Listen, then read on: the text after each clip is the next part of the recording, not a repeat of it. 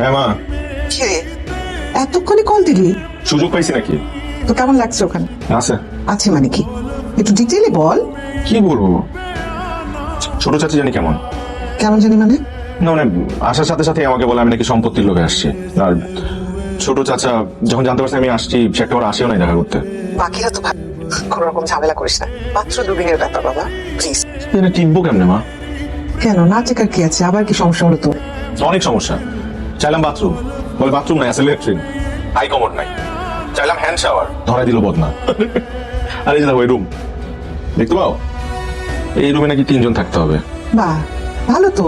কি ভালো মা, কোনো প্রাইভেসি নাই, 3 জন এক রুমে থাকবো। আরে আমরা যখন গ্রামে থাকতাম সবাই একসাথে ভাবে থাকতাম, এটা নিয়ে কমপ্লেন করিস না রাত। হ্যাঁ মা, কি রে এতক্ষণে কল দিলি?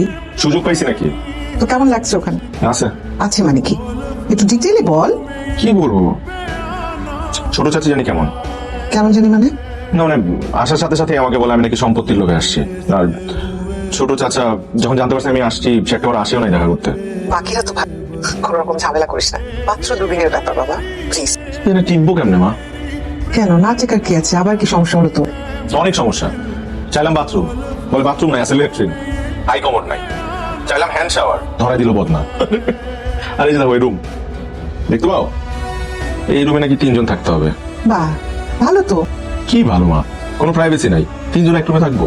আরে আমরা যখন গ্রামে থাকতাম সবাই একসাথে ভাবে থাকতাম, এটা নিয়ে কমপ্লেন করিস না রাত।